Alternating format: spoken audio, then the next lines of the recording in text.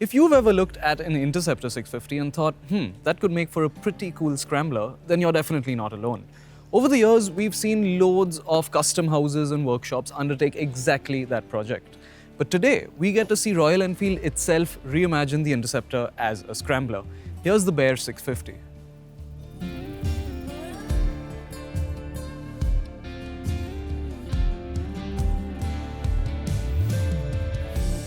The bulk of the changes here are in the realm of chassis, so let's start there. Moving front to back, you see the conventional fork on the Interceptor has made way for this upside-down unit here, slightly more travel. It's a similar story at the rear as well. You've still got a twin shock setup, but more travel now. They're not gas-charged though. To accommodate these changes, Royal Enfield has also had to reinforce the frame in a bunch of different areas. It's the same basic main frame, but they have had to brace it to add strength and stiffness. And all of this has been done to add some off-road ability. But before we get to that, all these changes have also transformed how this bike behaves on the road.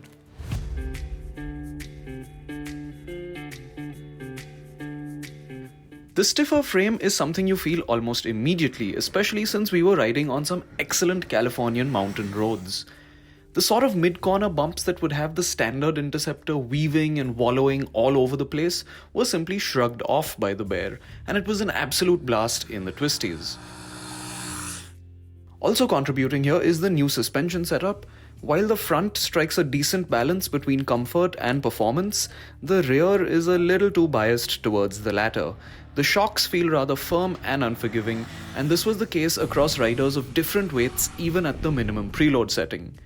On this largely great American tarmac, it wasn't a deal breaker, but we'll have to see how the setup fares back home. One thing that's without question though is that these new tires are excellent. The MRF Nilorex are dual-purpose tires that have been developed specifically for this bike, and the grip and feeling on tarmac is excellent. Which is why despite an off-road centric 19-inch, 17-inch wheel combo, the Bear can be pushed hard through the corners, and the taller stance means there's enough clearance too.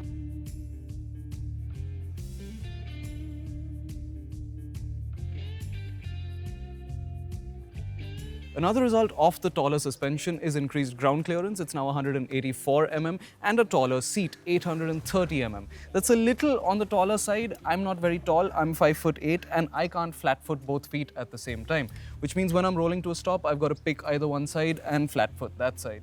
It's also worth talking about weight at this point. This new 2-in-1 exhaust setup has helped shave a chunk of weight off, but some of that's been added back through the chassis reinforcements. So net-net, it's 2 kilos lighter than the Interceptor, and at 216 kilos, still a pretty hefty motorcycle. Once you're up to riding speed, you really don't feel this too much, but when you're moving slowly and paddling around, you do need to be a little mindful. The other change here is to riding position. The pegs have been moved slightly forwards and the handlebars a little wider and a little further forwards. The pegs having moved forward is great because they don't foul your shins anymore when you're paddling the bike around. The handlebar though, I like the fact that it's wider, you get some more leverage and it helps you maneuver the bike a little better, but the forward reach is a little more than I'd like, and if you're short like me, then this could become a point of fatigue over longer distances. Now coming to the big question of off-road performance. We haven't had too much opportunity to ride off-road today, just a short spin up and down a dirt track, but the feeling here is that this is definitely more of a soft roader than a hardcore off-roader. Yes, the suspension can take some hits up to a point. These tires actually work pretty well off-road, and the rear ABS is switchable, so you can have some fun off-road, but the weight does make its presence felt, and this is not the sort of bike you're going to be pushing very hard off-road. As you may have noticed, turning off the rear ABS is done through a fully digital TFT dash. This is the first Royal Enfield 650 to get one, and it's the same unit you find on the Himalayan, which means you also get features like Bluetooth connectivity and Google Maps integration. Now this is still the same 648cc parallel twin engine that we've become so familiar with now, but it does have this new 2-in-1 exhaust system, and that has allowed Royal Enfield to free up a little more torque. It's up by 4 Nm, up now to 56 Nm. So it's a little more punchy while still remaining the same quite characterful, fairly refined, great sounding engine that we know and love. The final piece of the puzzle is, of course, the price. Starting at 3.39 lakh rupees, going up to 3.59 lakh rupees, the Bear sits between the Interceptor and the GT on one side, and the Shotgun and the Super Meteor on the other. And having ridden it most of today around California, it feels like the most versatile, the most competent, and the most capable RE650 currently on sale. You can commute, you can tour, you can cruise, you can corner pretty hard. It's a great road bike, and it's also got some off-road ability as well.